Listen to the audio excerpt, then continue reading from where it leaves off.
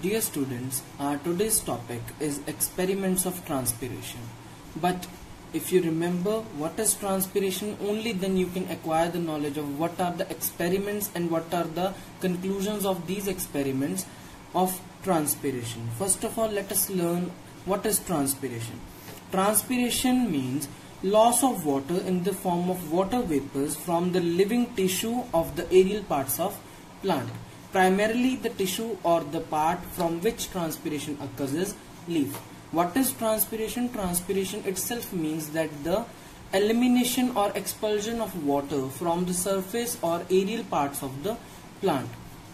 Transpiration is a phenomena which happens only in plants.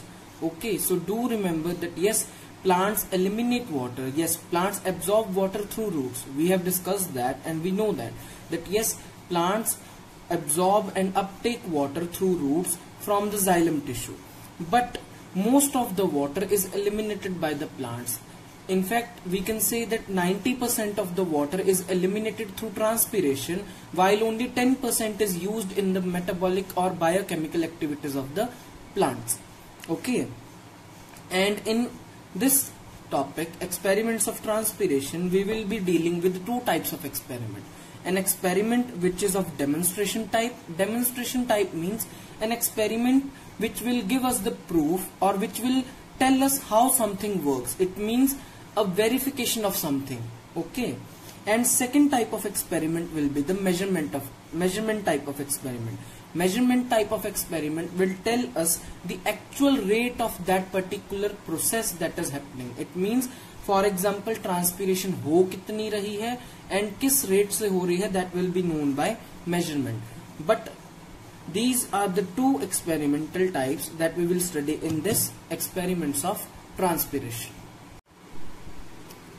After listening to the definition of transpiration and some of the factors of transpiration, you must be wondering then what is the difference between transpiration and evaporation, because both seems to be particular same phenomena. For example, evaporation is also the change of water into water vapors and their expulsion, and transpiration is also the change of water into water vapors and their expulsion. Let me tell you the differences between transpiration and evaporation. Transpiration is a physiological process. It means it happens inside the living beings or living bodies, particularly plants. Okay, whereas evaporation is a physical process. Physical process, it means it can be seen with the naked eye. Whereas a physiological process, it cannot be seen with the naked eye until and unless it is very precise in nature. It means it is a physical process which can happen at any free surface, whereas transpiration happens only in plants. Secondly, in transpiration, living tissues are involved, whereas in evaporation, non-living and living, both the tissues or both type of substances are involved. In case of transpiration, there are various forces which are responsible for transpiration to occur. For example, diffusion pressure, osmotic pressure, vapor pressure, whereas in evaporation no such forces are found to be occur. Okay, in transpiration only water changes into water vapors and evaporates, whereas in evaporation any liquid can evaporate and transforms into gaseous state. For example, we have seen that many alcohols have boiling point or evaporating point even less than that of water. That is why they evaporate so quickly and changes into gaseous state. Last but not the least, transpiration provides moisture to the surface to which or through which it is happening. But evaporation causes dryness of that particular surface from which the evaporation happens. This point corresponds to their mechanism, how they work and what is the proper mechanism through which they both proceed. Okay. Now if we talk of transpiration, I am telling you that it is a physiological process. It is a physiological process and can't be seen with the naked eye, because we can't see water turning into water vapors. It is but obvious until and unless it is precise. I told you earlier. But how can we then verify that yes, plants eliminate water via transpiration, and what are the factors that contribute to transpiration? But remember, if we have to prove that yes, plants transpire, we can't do it in an open environment. We have to put certain conditions on our setup as well as we have to do a particular common test that is there for transpiration, and that test is known as cobalt chloride test. Cobalt chloride test, cobalt chloride is what? It is a salt. In cobalt chloride test we use cobalt chloride papers. What is happening here, that yes, cobalt chloride reacts with water very reactively or very readily. Thus, when cobalt chloride in its neutral state, it is blue in color, but when it reacts with water, it turns into its hydrate salt, thus changing its color from blue to pink in a series of events. For example, cobalt chloride first will react with few molecules of water to change into a dihydrate salt of cobalt that is purple in color. Afterwards, the cobalt salt will interact with more molecules of water to change into hexate or hexahydrate salt of cobalt chloride, which will be in pink color. What is happening here, that yes, you can say that cobalt chloride reacts readily with water. If there is moisture present, cobalt chloride paper will turn pink, whereas if moisture is absent, the paper will remain blue. It means it readily reacts with water, and we get an indication that yes, moisture or water is present there by the change of color of that paper. Now let us start with the experiments of transpiration. First we will discuss demonstration experiments of transpiration. Demonstration, I already told you, means to verify something. To verify something, it is the first experiment. In first experiment we will verify that yes, transpiration occurs in plants, and it occurs with the loss of water from the surface of plant. What is happening in this experiment is, we take a potted plant and covered it with polythene. It means we will take a plant that is potted into a structure, and afterwards we will cover that the aerial parts of the plant, the upper shoot part of the plant, with polythene.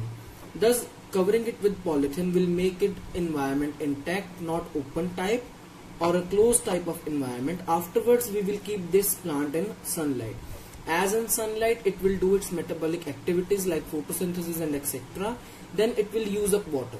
After using up of water, there will be exchange of water within certain plant tissues. Okay, but after some time what we will see that yes, appearance of moisture or water vapors on the inner surface of polythene occurs.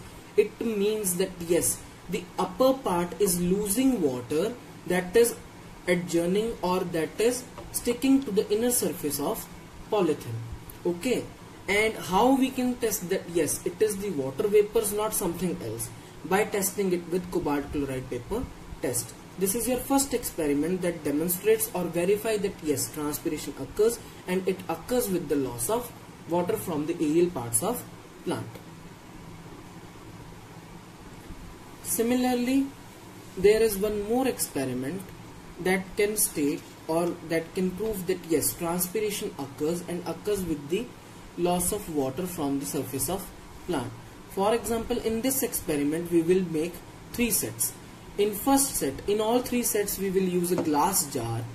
In glass jar, in 2 of the sets we will take plant. In one set there is only glass jar with plant. In second set there is glass jar, plant with cobalt chloride paper. And in third set we will use only glass jar and cobalt chloride paper. Third set here acts as a control over the first and the third set here acts as a control which will tell us the conclusions of the first two. For example, in first one there is plant and there is jar. In both the cases the lower part of the plant is covered with bag. Why? So that the moisture from the upper part should not settle in the bottom part. Okay. In first part there is only plant and jar. What we will observe that yes, on the inner surface of glass, as we have stated earlier in first experiment, moisture or water vapors will appear and they will stick to the surface of jar. In second set we will observe that yes, moisture is produced, but yes, it is also turning the paper pink. It means that yes, it is a proof that yes, water vapors are present in this experiment, or water vapors are eliminating from the surface of plant. In third set, as there is no plant, there is no change in the color of cobalt chloride paper the paper will turn or will remain as blue. It means if there is no moisture, the paper will not turn. It means it also proves that yes, moisture or water vapor comes from the plant, specifically from the upper portions of the plant. Why we can say upper portions? Because we have already covered the lower portions of the plant. And this is your second experiment to demonstrate transpiration.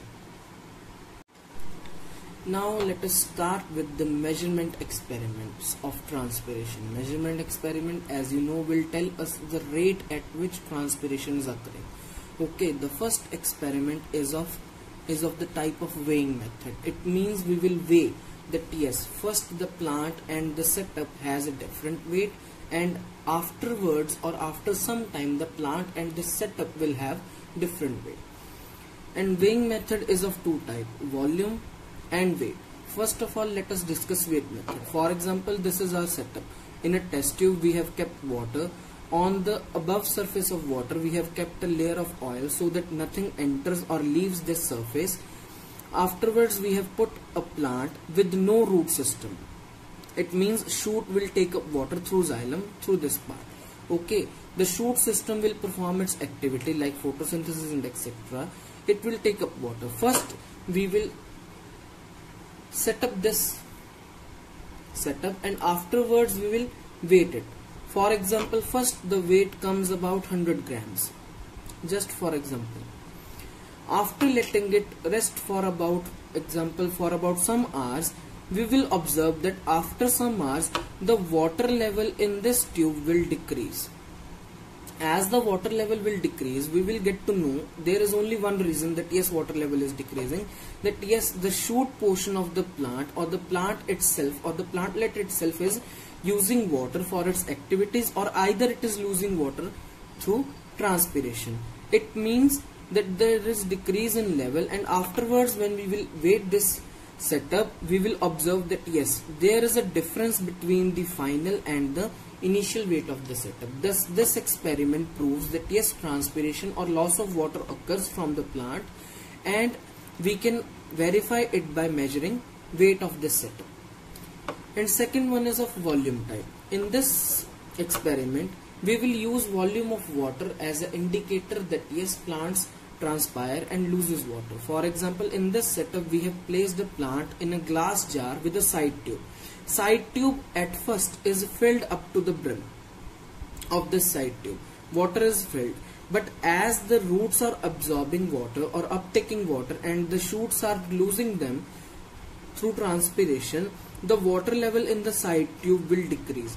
As the water level in the side tube will decrease, the marks on the side level will tell us that how much of the water is lost, and this will in an approximate manner will tell us about the weight or the amount of the water that is lost in transpiration. So this experiment verifies or proves that yes, transpiration occurs and at which rate. Okay. Second experiment is potometer method. Potometer is a device made by many scientists and is of many different types. For example, there is Darwin's potometer, there is Harrison's potometer, but the most common potometer that is used in labs is Genong's potometer. What is potometer? It is a device which measures the rate of water intake by the plant, and the intake is almost equal to the loss of water through transpiration. It means potometer is a device which measures the rate of water intake, not the rate of measurement of water loss. It means potometer measures the water intake level and will tell us approximately that yes, this level of water which is intaken by the plant is approximately equal to the level of water that is lost by the plant. Let us now understand this setup. In this setup there are three structures mainly: a beaker filled with water, a curved tube, and a handle or a support which holds this structure properly. What we will do that yes, we will set up a plant with no roots whose shoot is cut obliquely. It means why obliquely? To expose larger surface area of that particular shoot. After exposing that particular shoot to this water, the shoot will start taking up water. Afterwards what we will do, we will keep this setup airtight. by putting some grease or some rubber caulks. Afterwards we will lift this tube and we will insert an air bubble. An air bubble will be inserted inside the tube, and afterwards we will observe that yes, air bubble started moving along the length of the tube. This tells us that yes, chute is taking up water from the beaker and the water is moving through this direction to the chute as the direction in which air bubble is moving.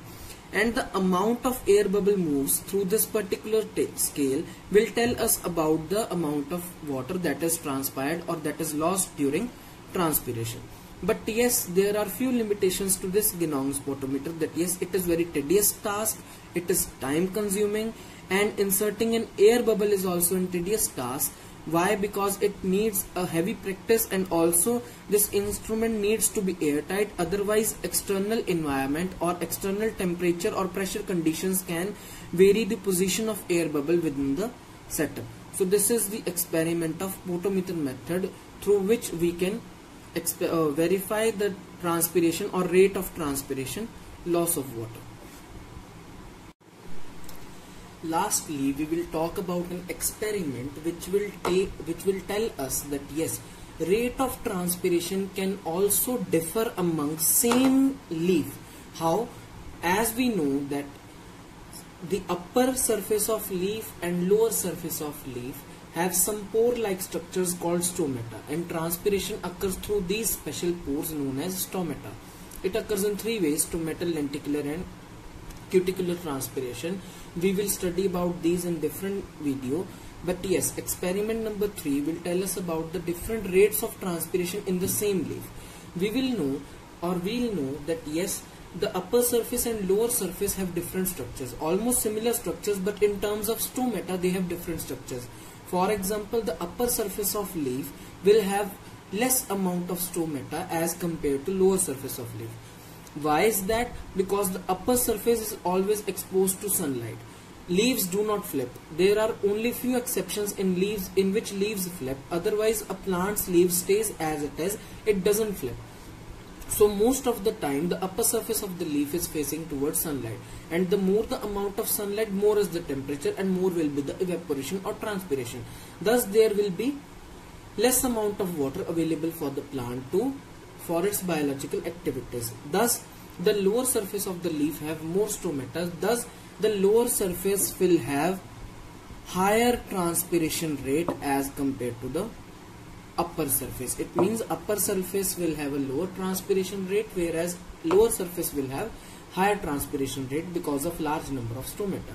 And this can also be verified by an experiment in which we will take a leaf. On the leaf we will put slides, and in the slides we will take cobalt chloride paper. This is the upper surface of that particular same leaf, and this is the lower surface of that same leaf. On the upper surface we will observe after some time that yes, cobalt chloride paper still stays blue, whereas on the lower surface cobalt chloride paper turns pink.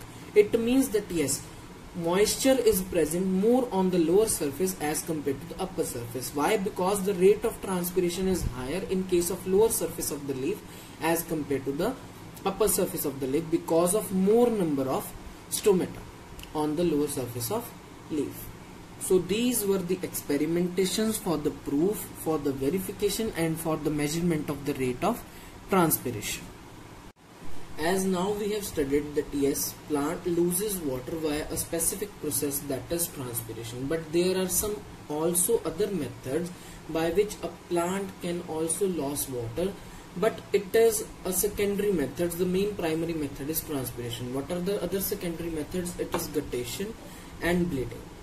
Guttation is a phenomena of exudation. Exudation is not similar to expulsion or elimination. Elimination means a rapid process, whereas exudation is a slow process. You have almost seen, or you have already seen, that in humid conditions or at early morning or in the evening, some of the leaf of plants are having dew drops on them, especially on the edges. This is the phenomena by which the plants acquire dew drops on the edges of the surface of leaf. How? By the process of guttation. Guttation is what? It is the exudation of liquid drops from hydrathods. What are hydrathods? These are exposures or the pores, specific pores or modified pores you can say, that are present on the edges of leaf. As you know, a leaf structure, there are veins in it. Veins mainly made up of tissue that is xylem. Xylem tissue ends in veins. The xylem vein endings, it will lead to the expulsion of water and some mineral salts. Some of the mineral salts are also exerted by this phenomena. Afterwards, from leaving the vein endings, there is a epithelial layer, loosely packed epithelial layer known as epithel, and that is guarded by a cell known as guard cell. This whole structure is known as hydathor. That yes, water is uptaken by the xylem column. At the surface of the leaves, there is vein endings of that particular xylem tissue column. Afterwards, the water will move through this pathway and will eliminate in the form of dewdrops, and will also take up some mineral salts and some nutritional qualities with it. And this process is known as guttation, or it specifically it happens through hydathodes, which are modified pores, which are like stomata but which are modified and are different in structure as that of stomata. As we know that in transpiration, stomata are the main pores through which water is lost, and in guttation, hydathodes are the main pores through which water is lost. And stomata are mostly present on the upper and the lower surface, whereas hydathodes are mainly present on the margins or the edges of the leaves. Okay. And second is bleeding. Bleeding, as you know that whenever we get an injury, we bleed. Similarly, if plants get an injury, for example, if an animal or anything rub itself, or there is a catastrophe, a disaster, plant will get injury. After injury, the tissues will get exposed, and the cell sap or the plant cell will lead to or will start escaping from that particular injury. And this mainly happens because of the root pressure of the plant. That yes, root is applying pressure for the upward movement of sap inside the plant column. And thus bleeding also helps in the elimination, or also is a process which results in the elimination of water and mineral salts from the plant. So these are the two processes for the direct loss of water from plant surface. In the next video, we will be discussing what is transpiration, what are the factors affecting transpiration, types, and the actual mechanism in detail, that yes, how transpiration happens. Thank you.